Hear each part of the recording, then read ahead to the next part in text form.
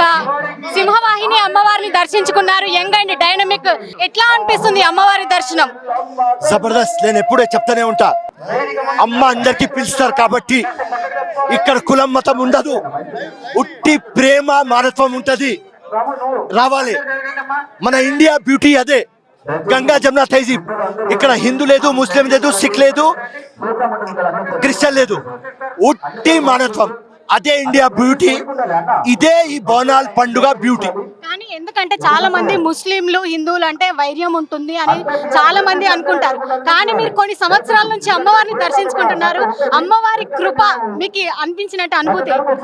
తప్పకుండా అమ్మ కృప అందరికీ ఉంటది. నేను ఒక సెక్యులర్ మైండ్, నేను ఒక సెక్యులర్ పార్టీ కాంగ్రెస్ తో ఉన్నా. సెక్యులరిజం మన డెమోక్రసీ.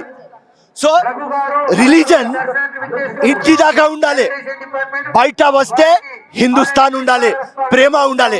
దానికోసం ప్రతి ఒక్క మందిర్ కానీ, మస్జిద్ కానీ, దర్గా కానీ, చర్చ్ కానీ, గురుద్వారా కానీ ఎప్పుడు పిలిస్తే నేను పోతా. ఎందుకంటే అదే ఇండియన్, అదే హిందుస్థాన్. కానీ AK-47 పెట్టి మనము బోనాలు సమర్పించాల్సి వస్తుంది అని చెప్పేసి కొన్ని విమర్శలు వస్తున్నాయి. వాళ్ళకేం చెప్పదు? AK-47 ఏది? AK-47 అవసరం లేదు. ఉట్టి పువ్వు ఉంటది, AK-47 ఉండదు. ఇదే ప్రేమ ఉంటది, ఇదే అభిమానం ఉంటది. ప్రజలకు ఏం చెప్పదలుచుకున్నారు?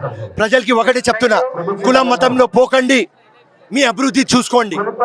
మనం ఇండియా, మనం యునైటెడ్ గా ఉందాం, కలిసిమెలిసి ఉందాం. అండ్ ఇంకా మన పిల్లల కోసం, వాళ్ళ భవిష్యత్ కోసం మనం ఆలోచిస్తాం. ఇండియాకి ఇంకా స్ట్రాంగ్ చేద్దాం, తెలంగాణకి, హైదరాబాద్కి స్ట్రాంగ్ చేద్దాం, మన పిల్లలు స్ట్రాంగ్ చేద్దాం. ఎందుకంటే కుల మతాలకు అతీతంగా ఎవరికి ఇష్టం వచ్చినటువంటి మతాన్ని వాళ్ళు స్వీకరించవచ్చు. హిందూ దేశంలో ఉన్నటువంటి ప్రతి పౌరులు కూడా తమ పండుగలను పూర్తి స్థాయిలో కూడా మనం సెలబ్రేట్ చేసుకోవచ్చు. ఎందుకంటే ముందు భవిష్యత్ తరాలకు ఒక మంచి స్ఫూర్తినివ్వాలంటే అన్ని పండుగలను మనం ఆస్వాదించాలి అని చెప్పిస్తున్నారు యంగ్ అండ్ డైనమిక్ లీడర్ అయినటువంటి ఫిరోజ్ ఖాన్. వీడియో జర్నలిస్ట్ రంజిత్తో రాణి,